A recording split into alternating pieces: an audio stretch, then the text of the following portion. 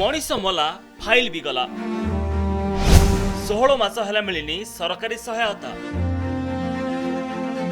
सरकारी फाइल रे दुखर कौन मूल्य नहीं कारण प्रथमे मनीष मरे आउे आशा मरे एमती किसी पुणी थे प्रमाणित होती केन्दुझर जिला हाटडी ब्लॉक ओराली गाँव में जोठी जड़े मृतकों परिवार को 16 मास पर भी सहायता मिल पारिनी। केन्दुझर हाटडी ब्लॉक ओराली गाँव में 2024 सेप्टेम्बर 24 तारिख में कांथ पड़ वृद्धा तरु जेना मृत्यु होता। नंदीपदा पुलिस पहुंची शव को जबत करने सह आनंदपुर उपखंड डाक्तखाना को पठाई तदंत आरंभ करथिला। किंतु दुर्भाग्यर कथा तरुण मृत्युर 16 मास बीती भी तरुण परिवार को आज पर्यंत सरकारी सहायता मिल पारिनी। बसिया फल कांथ पड़ा मो झी गढ़ी ढांगी पलि आसला मो माँ से कांथ भितर पड़ रहा जहाँफल कि मृत्यु है। तापर मु सब आवेदन कली सब सरकार पाखे कलेक्टर आ तहसीलदार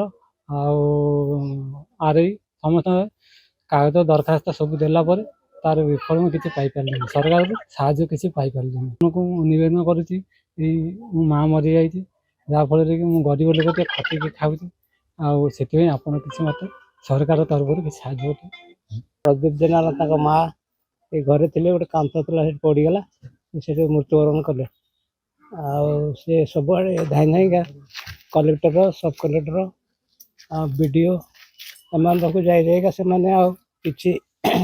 साहाय्य पाइले। एने तरुण पुओ तहसिल ठू आरंभ करी मुख्यमंत्री पर्यंत समस्त को भेटी गुहारी करथिले भी सहायता तो दूरर कथा तांका अभियोग को ठीक भाव ग्रहण करूनांती बोली अभियोग होईछि। एने स्थानीय प्रतिनिधि आरंभ करी प्रशासन कौन कहते शुणु। 2024 मसीहा सेप्टेम्बर मास 24 तारिख दिन जो आमर लगाण वर्षा है लघुचाप जनित लगाण वर्षा कांथ बुड़ी माँ तरुलता जेना प्रदीप कुमार जेना माँ तरुलता जेना कांथ तले रहीगले बहुत चेष्टा सत्वे भी से मृत्युवरण करगले। सी तांकर आर्थिक अवस्था बहुत शोचनीय। सी सरकारी साहाय्य केन्दुझर कलेक्टर तहसीलदार सब कलेक्टर बीडीओ समस्त पाखक जाउचंती किंतु कौन प्रकार सरकारी साहाय्य मिलूना।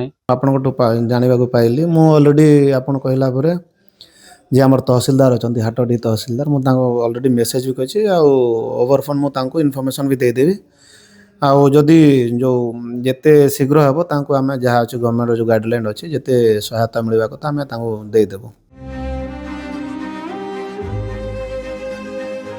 दुखर विषय होछि प्रदीप जने गरीब श्रेणी होइथिबा बेले सरकारी सहायतार वंचित होइछंती।